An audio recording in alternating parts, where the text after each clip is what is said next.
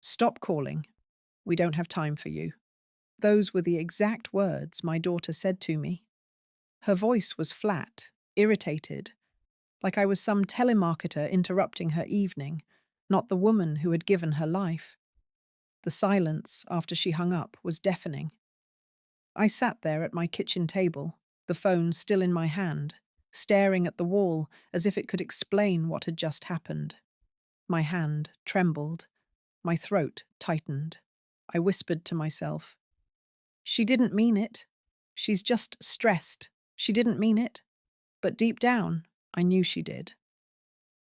Before I tell you everything, let me ask you, where are you watching from? Please, write it in the comments. I'd love to know. Maybe it sounds silly, but hearing from you, wherever you are, makes me feel a little less alone in this world. My name is Martha. I'm 71 years old, and I've been a widow for 12 years. My husband, Harold, was the love of my life. We built this home together, brick by brick, memory by memory. I used to think the laughter of our children would always echo in these walls. We had 2 kids, Daniel and Elaine. I poured every ounce of myself into raising them. I worked extra shifts, stretched every dollar, and sacrificed my own wants so they could have a life better than mine. When Harold passed, I told myself that as long as I had my children, I wouldn't be alone. But loneliness has a cruel way of creeping in. It wasn't always like this. When they were younger, they used to call me for advice, for comfort. My daughter would phone me late at night when her babies had fevers, asking, "Mum, what should I do?" My son used to come over just to sit in the backyard and have coffee with me. Back then, I felt needed. I felt loved. But slowly, as the years went by, their voices grew colder. Their visits grew shorter. I became something they checked off their list, like paying bills or running errands. And still, I called. I called because I missed them. I called because sometimes the silence of this house was so heavy, it felt like it would crush me. I called because I still believed I was their mother, and mothers are supposed to reach out. That day when Elaine snapped, "Stop calling. We don't have time for you." It was like she had finally said what they'd both been thinking all along. I sat at the table for hours after, staring at the phone, willing it to ring. But it never did. The next morning, I made myself a cup of tea and carried it to the window. Outside, the world was waking up. Children walking to school, neighbors starting their cars. I watched one family across the street, a little girl running to hug her grandmother. The woman bent down, scooped her up, kissed her cheek. I pressed my hand to the glass, my eyes stinging. That used to be me. I whispered into the empty room. What did I do wrong? Why don't they want me anymore? But the walls had no answers. It's hard to explain the ache of being unwanted by the very people you gave your life to. It's a grief that doesn't end, because the people who are supposed to love you most keep choosing not to. I spent that entire week replaying our conversations in my head, trying to find where I had become too much. Was I calling too often? Was I asking too many questions? Or had they just outgrown me? At night, I'd pull out old photo albums, pictures of birthday parties where I baked the cakes from scratch, Christmas mornings where I stayed up all night wrapping presents so the magic wouldn't fade, school graduations where I cheered louder than anyone. I stared at their young faces in those photographs and wondered if those children were still somewhere inside the adults who now treated me like a burden. That was the beginning of the unraveling. The moment I realized I couldn't keep pretending everything was fine. That moment, those words, "Stop calling. We don't have time for you," became the spark that lit a fire inside me. I didn't know it then, but those words would change everything. They would be the reason I walked into my lawyer's office, the reason I picked up a pen and rewrote my will, and the reason my children, the very ones who pushed me away, would come crawling back, begging for something they no longer deserved. But I'm getting ahead of myself, because before I could reach that point, I had to face the truth I had been running from for years. I was not wanted, and that truth broke me before it made me stronger. When you're young, you think sacrifice is temporary. You tell yourself, I'll work hard now so my family will have it easier later. You think the love you pour out will be returned when you're old and tired. I was 19 when I married Harold. He was 21, full of energy, full of dreams. We didn't have much, just a tiny rented apartment and second-hand furniture, but we had each other, and back then, that was enough. Harold worked in construction, long days that left his hands rough and calloused. I took a job as a secretary at a small insurance office, typing reports by day and coming home to cook dinner by night. We were young, poor, but hopeful. When Daniel was born, I remember counting coins to buy his first crib. We couldn't afford new clothes, so I learned how to sew tiny onesies from fabric scraps. When Elaine came 3 years later, Harold picked up extra shifts to make sure she had a proper nursery. We didn't complain. We thought, this is what parents do. There were years where Harold and I didn't buy ourselves a single new thing. No vacations, no fancy dinners. I wore the same winter coat for nearly a decade, patching the sleeves when they frayed, so that my children could have new shoes each school year. I worked nights tutoring neighborhood kids just to afford Daniel's summer baseball camp. When Elaine begged for piano lessons, I took a second part-time job at the library to make it happen. Thought those sacrifices would bind us together. I thought they'd look back one day and say, Mom always put us first. We'll always be there for her. Harold used to say, Martha, one day we'll rest. The kids will be grown, and we'll travel. Maybe finally see the ocean. I'd smile and nod, holding on to that picture. But Harold never got that chance. He was 58 when his heart gave out. I remember that day like a scar I can't hide. He had been working overtime on a house project, came home pale and tired, sat in his chair, and never stood again. My world shattered.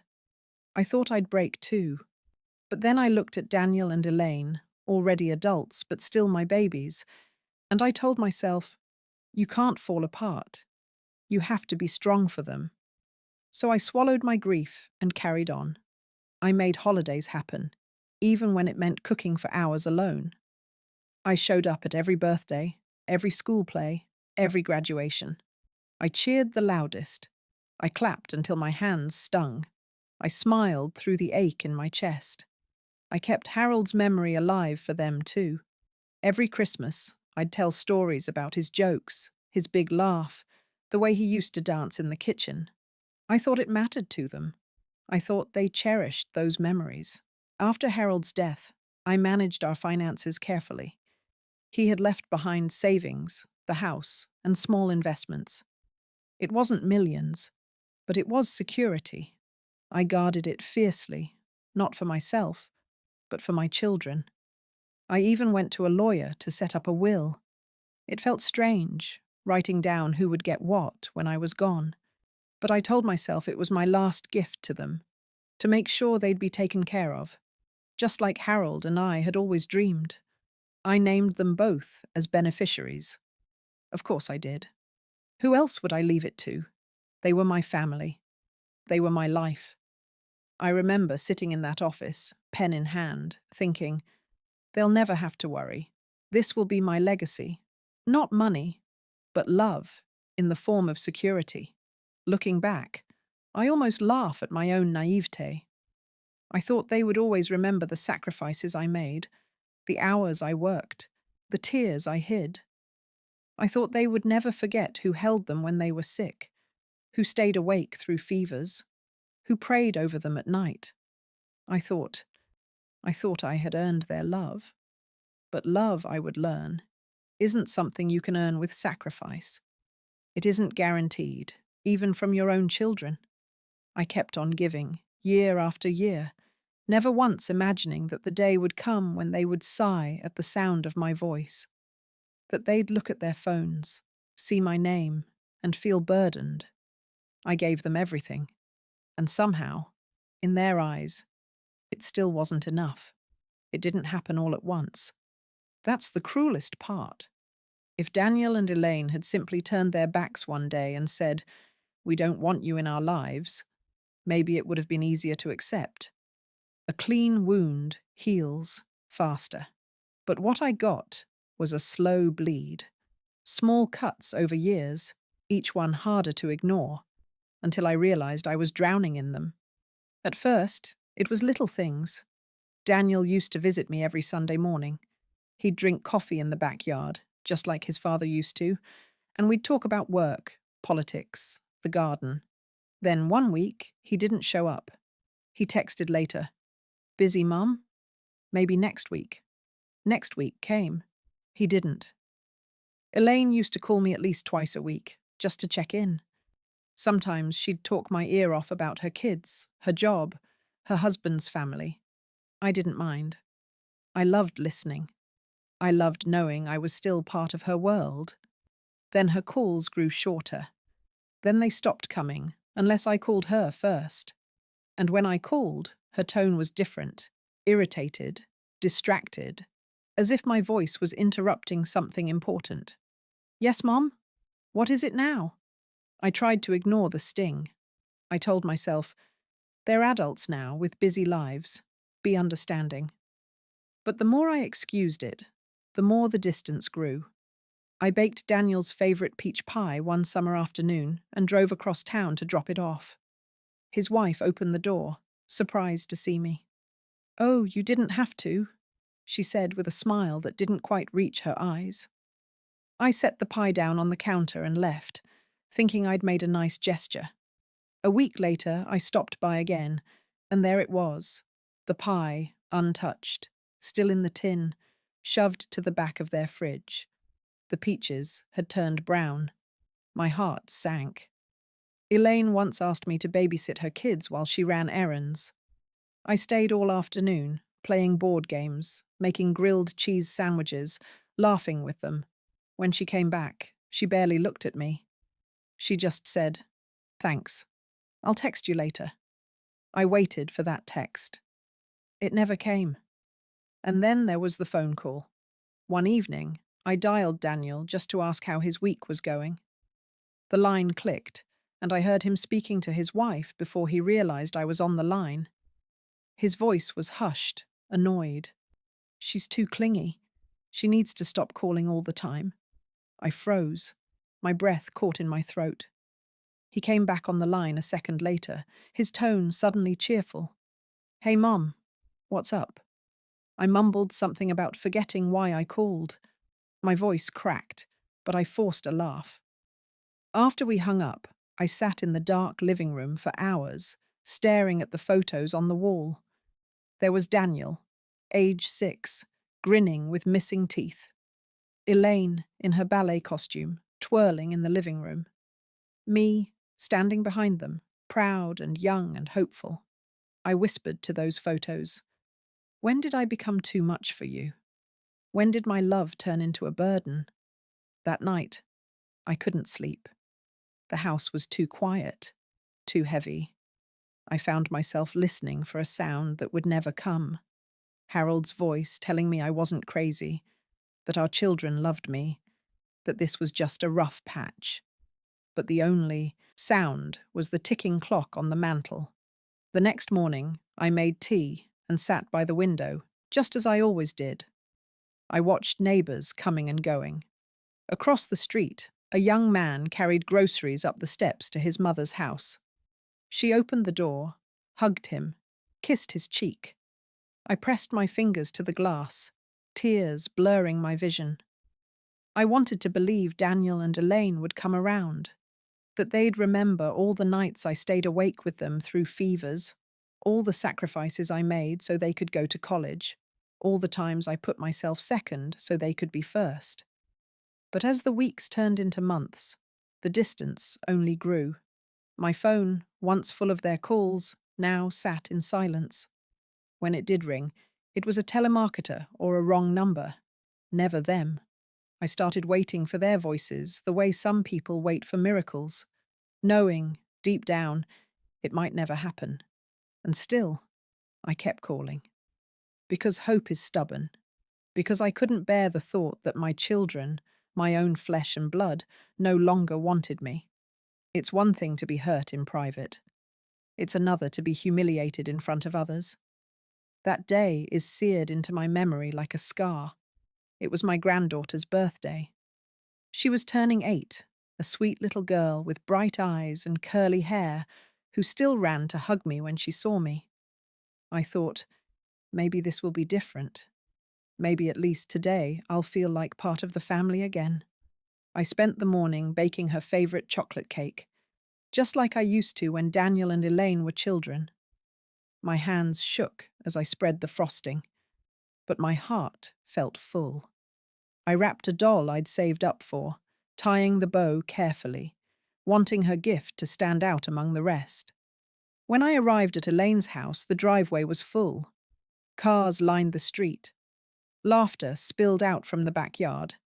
I walked in, holding the cake and the gift, and for a moment I almost felt normal again. Children were running, balloons tied to the fence, music playing low. I greeted people, set the cake down on the table, and took a seat. At first, everything seemed fine. I helped cut slices of pizza for the kids, tied ribbons back in little ponytails, smiled when people said, "Oh, you must be Elaine's mum." But then it happened. Elaine was surrounded by a few other mothers, chatting about school schedules and vacations. I stepped over, smiling, and tried to join in.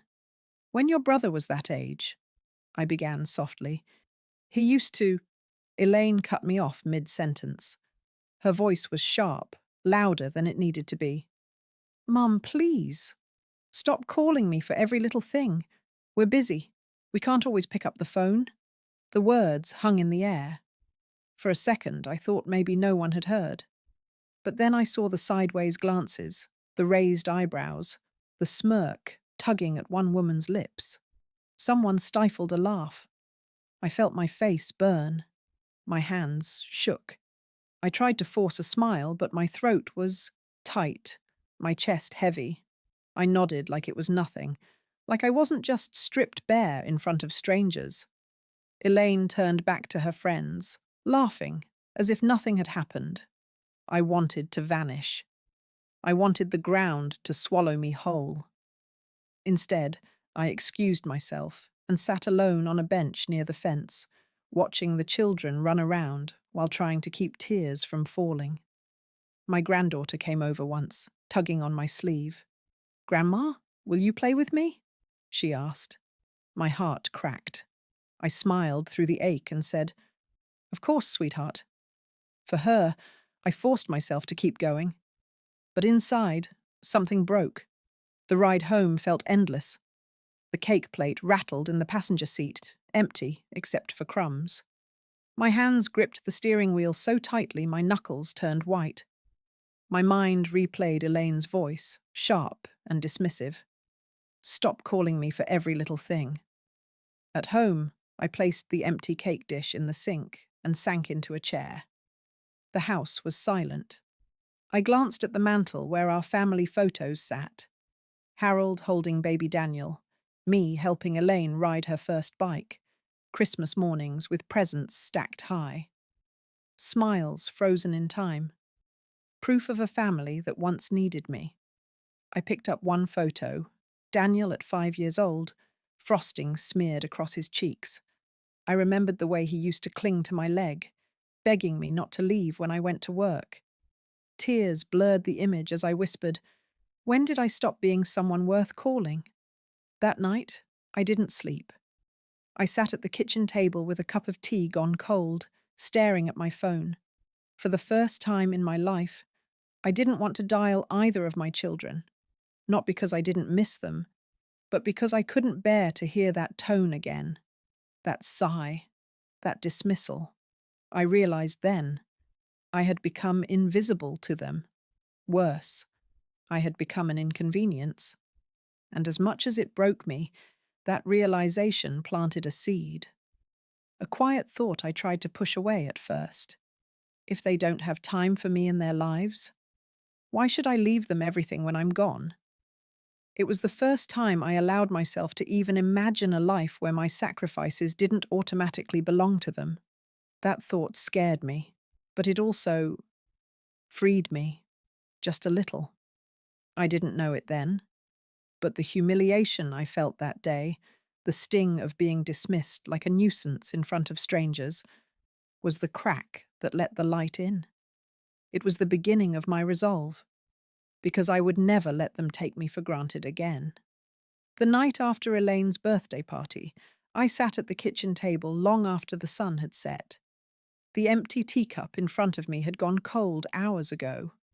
I kept staring at the stack of unopened mail, the pile of bills and letters, anything to avoid the echo of my daughter's voice in my head. "Mum, please, stop calling. We don't have time for you." Her words played over and over, sharper each time. I pressed my hands against my ears, but they wouldn't stop. I had spent decades giving, serving, loving, and now I was a burden. Finally, I stood up and walked to the cabinet where Harold and I had kept our important documents. My fingers trembled as I pulled out the old folder, the one with our mortgage papers, birth certificates, and my will. The last time I had looked at it, Harold was still alive. We had sat together at the lawyer's office, holding hands, telling ourselves this was a practical step for the future. I remembered how I'd written down Daniel's name, then Elaine's, smiling as I signed the paper. I thought it was love in ink, security for our children. I thought it meant they'd always carry a piece of us. But now, staring at those names, all I felt was bitterness. I traced their signatures with my finger and whispered, "You told me you don't have time for me. So why should I leave you my life's work?" The next morning, I made an appointment with my lawyer. The receptionist looked surprised when I arrived. "Mrs. Carter, it's been years. Everything all right?" I smiled faintly. "Everything's fine. I just need to make a change." Inside his office, the lawyer adjusted his glasses, pulling up my file. "So, you'd like to update your beneficiaries? That's simple enough. Just tell me what you'd like." For a moment, I hesitated. Saying the words out loud felt like betrayal. A part of me still wanted to believe Daniel and Elaine would come back, would remember the mother who raised them. But then I saw Elaine's smirk, Daniel's dismissive whisper. I remembered the untouched pie in their fridge. My voice came out steady. "Remove their names. Both of them." The lawyer blinked. "Both? Mrs. Carter, are you sure? It's unusual?" "I'm sure." My tone surprised even me. Firm, cold. He leaned back, studying me. "And who would you like the estate to go to instead?" I sat quietly for a moment. Then I thought of Harold, of the way his eyes softened whenever he saw children laugh. I thought of the evenings we'd dreamed of doing more for others if we had the means. "To the children's hospital," I said finally, "and a scholarship in Harold's name at the local college. Let his legacy live on where it matters, where it will be appreciated." The lawyer nodded slowly. "That's a noble choice." Noble, maybe. But to me, it felt like survival. As I signed the papers, my hand didn't shake. I felt a strange calm settle over me, like I was finally taking back something I hadn't realized I'd given away, my dignity. When the pen left the paper, I exhaled. For the first time in years, I wasn't writing my children into my future. I was writing myself free. On the drive home, I rolled down the window, letting the wind rush through my hair. The sky was streaked with orange and pink, the kind of sunset Harold used to love. I whispered, "We did it, Harold. We finally put ourselves first." That night, I slept better than I had in months. In the morning, I woke with a sense of lightness. I made coffee, tended to my small garden, and hummed as I worked. My phone sat on the counter, silent.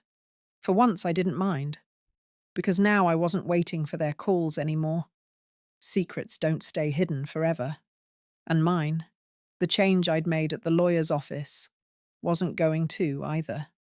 I hadn't planned on telling Daniel or Elaine. In fact, I thought maybe they'd never know until I was gone. But life has a way of spilling what you think you've locked away. It was Daniel who found out first. A friend of his worked at the same law firm, and though he wasn't supposed to say a word, whispers spread quickly in small towns. One evening, my phone rang. For a moment, I almost didn't recognize the number. Daniel hadn't called me in weeks. I answered. "Hello?" His voice was too cheerful, too forced. "Hi, Mum. How are you? I was just thinking about you. Just thinking about me." Funny, how convenient that thought must have been. The next day, Elaine called too. "Hi, Mum. Guess what? I'm making your lasagna recipe tonight. Thought I'd check in." Her voice was honeyed, dripping with sweetness I hadn't heard in years. And then it began. For the first time in months, my phone rang every day, sometimes more than once. Daniel showed up on a random Thursday evening, arms full of groceries. "I thought I'd cook dinner for you, Mum," he said, already glancing around my house like he was taking inventory. Elaine stopped by with flowers, her kids trailing behind her. She kissed my cheek, hugged me tightly, and whispered, "We should spend more time together. Family's important. Family's important." Where had that belief been when I was sitting by the window, begging for a single call? Where was it when Elaine told me to stop bothering her? At first, I almost let myself believe them. I almost thought, maybe this is real. Maybe they do still love me. But then I saw the way their eyes lingered on my jewelry box, the way Daniel asked casual questions about my bank account, the way Elaine joked about who would get the house one day. It wasn't me they wanted. It was what I had. I'd always prided myself on knowing my children's voices, every tone, every inflection. And now, when they spoke to me, I could hear the hollowness. The words were sweet, but the meaning was empty. One Saturday, Daniel invited me to lunch. We sat across from each other in a crowded cafe, and for a while I let him talk. He told me about his job, his kids, his plans. He smiled a lot, too much. Finally, he leaned in, lowering his voice. "Mum, I heard some things. About you changing your will. That's not true, right?" There it was. The mask slipping. I sipped my tea slowly, keeping my eyes on his. "And if it is?" His smile faltered. He laughed nervously. "Come on, Mom. That's just silly. Of course you'd leave things to your children. That's what family does." Family. The word tasted bitter. I didn't answer. I didn't need to. My silence told him everything. From that day on, the visits grew more frantic. Elaine started dropping by unannounced, bringing casseroles, fussing over the curtains, pretending to care about my health. "Are you taking your vitamins, Mum? You really should see the doctor more often. We care about you." But I saw through it. The affection wasn't love, it was desperation. At night, I sat in my chair, listening to the phone ring, their voices leaving cheerful messages on the answering machine. And instead of feeling joy, I felt sad. Sad for them, for the way greed had hollowed them out. Sad for myself, that I once believed love like theirs could never fade. But underneath that sadness was something else too, something stronger. Resolve. Because for the first time, I wasn't chasing them. I wasn't waiting by the phone. I wasn't baking pies just to be ignored. They were the ones scrambling, begging, chasing. And I realized something powerful. I wasn't powerless anymore. They had pushed me aside, and I had finally pushed back. Not with yelling, not with tears, but with ink on paper. And now they were the ones left scrambling in the silence I used to know too well. It was bound to happen. Pretending only lasts so long. For weeks, Daniel and Elaine had been circling me like vultures, trying to act like dutiful children. Phone calls, visits, casseroles, grocery runs, all of it dripping with a sweetness I hadn't tasted in years.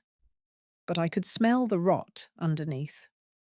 One Sunday afternoon, they both showed up at my house together. That almost never happened. Usually they could barely stand to be in the same room, always competing for my attention or Harold's old possessions. But that day, they came united, which only meant one thing. They wanted answers.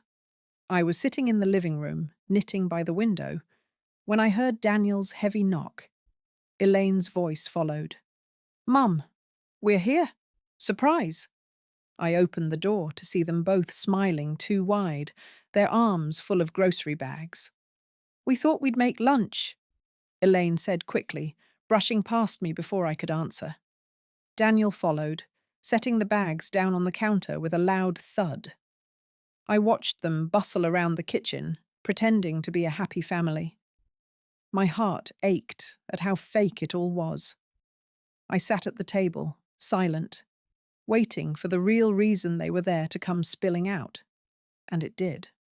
Once the food was in the oven and the small talk dried up, Daniel cleared his throat. He glanced at Elaine, then looked at me. "Mom," he began carefully, "we heard something. About you changing your will." Elaine leaned forward, her voice soft, almost pleading. "It's just a rumor, right? You wouldn't really cut us out. I mean, we're your children." There it was, the truth behind the flowers and phone calls. I set down my knitting, folded my hands, and looked them both in the eye. "And if I did?" Daniel's jaw tightened. "Mum, that's not fair. After everything we've done for you—" I couldn't help it. I laughed. A short, bitter sound that surprised even me. "Everything you've done for me? Tell me, Daniel, what exactly have you done for me? Was it the weeks you ignored my calls? The pies left to rot in your fridge? The whispers about me being clingy? Or was it the way your sister humiliated me in front of her friends, telling me she had no time for me?" Elaine's face flushed red. "That's not what I meant." "It's exactly what you meant," I snapped, my voice sharper than I'd ever allowed it to be. "Don't you dare stand in my house and talk about fairness when you've treated me like a burden for years." The room went quiet. The oven hummed, the clock ticked, and the only sound was my breathing, heavy but steady. Daniel finally spoke, his voice lower, harder. "So what? You're just going to give everything to strangers? To some charity? That's ridiculous, Mum. Family should come first." Family, that word again. Always on their lips when it was convenient, when it meant money, when it meant inheritance. I leaned forward, my eyes locked on his. "Family? Family doesn't hang up on you. Family doesn't tell you you're too much. Family doesn't make you feel like garbage in front of others. You had no time for me when I needed you most. So now, I have no time for you. Not in my life, and not in my will." Elaine's mouth opened, then closed again. She looked like a child caught lying, her eyes darting to Daniel for support. He stood, anger flashing in his eyes, but he didn't move closer. I sat back, my hands steady in my lap. "I'm not doing this out of spite. I'm doing it because I finally understand. You don't love me. You love what I can give you. And I won't spend my last years begging for scraps of affection or bribing you with promises of money I'll never see.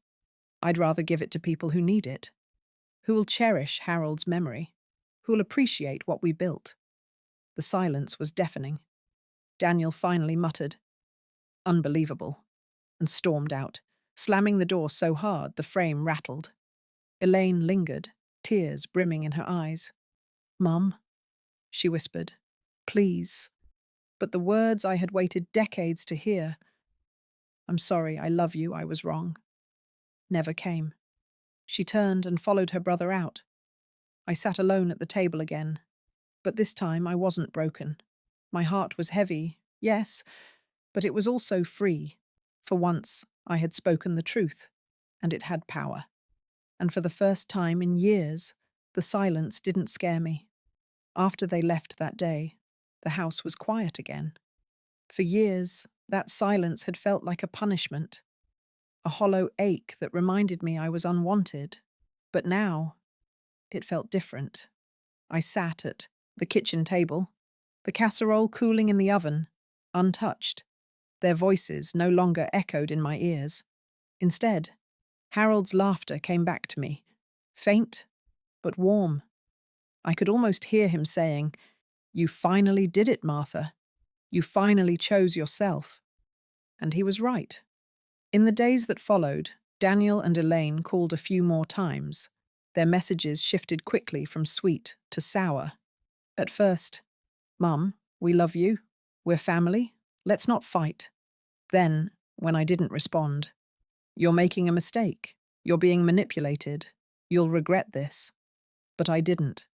Not for a single second. Instead of answering their calls, I started filling my days with things I had once put aside.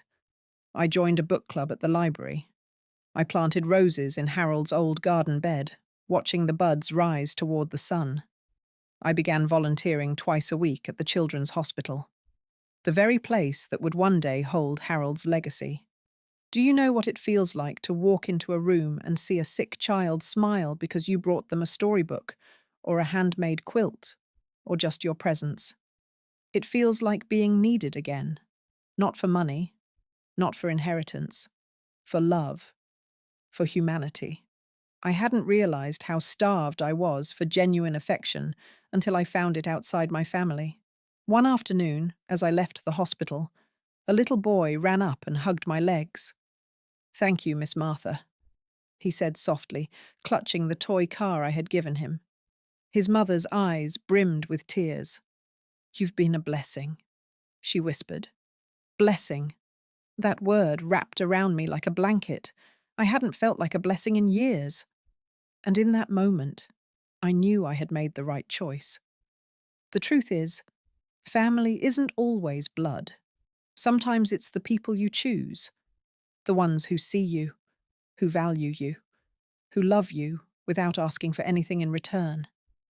Daniel and Elaine had made their choice long ago. They chose distance. They chose coldness. They chose convenience over love. So I chose myself. I chose to leave behind more than money. I chose to leave behind kindness, hope, and opportunity in Harold's name. A scholarship that would help young people chase their dreams. Donations that would give sick children a fighting chance. A legacy of love that could not be erased by neglect. Do I still miss my children?